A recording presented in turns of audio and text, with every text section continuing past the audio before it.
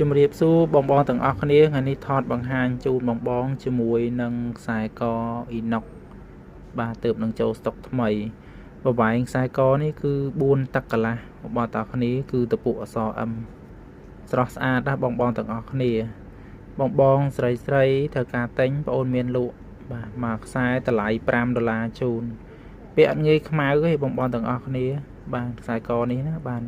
យើងពាក់លាងថែកុំឲ្យប៉ះសាប៊ូឬក៏ប៉ះឡេបាទគឺទឹក75សម្រាប់ទឹកក្រូក្រហម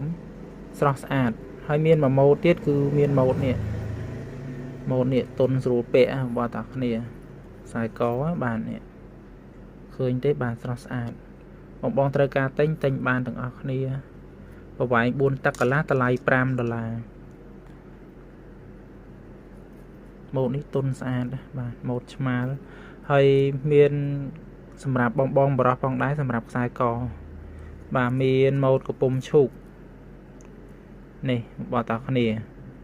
ប្រវែង6តឹកបងប្អូនគ្នាបាទសម្រាប់បងបងបរោះបាទប្រភេទអ៊ីណុកក្រហមស្រស់ស្អាតពាក់ជាមួយខ្សែកធំអីបានបាទឬក៏ពាក់ជាខ្សែកតទេក៏ស្អាតដែរហើយក៏មានជាខ្សែកអ៊ីណុកសបាទមានយ័ន្ត2គឺយ័ន្តអ្នកម៉ូបងប្អូនគ្នាយ័ន្តមកគូបាទយ័ន្តអ៊ីណុកនេះណាបាទស្រស់ស្អាតហើយក្បាលតពុអសអឹមទៀតបងប្អូនគ្នាបាទនេះគឺដាក់បតោងខ្សែកទៅហើយចង់ដាក់បតោងកន្លែងនេះទៀតក៏បានដែរបាទតម្លៃពិសេសជូនបាទនេះតម្លៃរៀងថ្លៃជាងក្រុមខ្សែកខាងនេះបាទពូខាងនេះរៀងវែងហើយបាទរៀងធំសម្រាប់ខ្សែកបាទតម្លៃរៀងថ្លៃបន្តិចតែបងអូនលក់តម្លៃសមរម្យឲ្យបងបងត្រូវការទិញបងបងឆាតចូល page បាននេះមួយម៉ូតទៀតស្រស់ស្អាតណាស់នេះបាទនេះមួយម៉ូតទៀតខ្សែកនេះធំសម្រាប់បងបងបរោះបាទទឹក75បាទក្រូសអត់ងាយខ្មៅទេបងប្អូនតាគ្នាភ្លឺសហ្មងដូចផ្លាទីនសអញ្ចឹង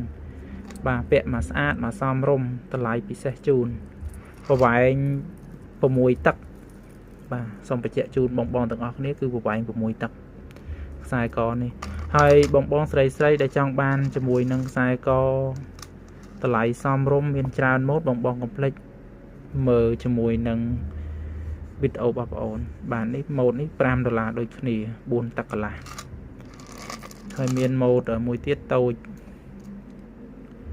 ម៉ូតនេះគឺតម្លៃ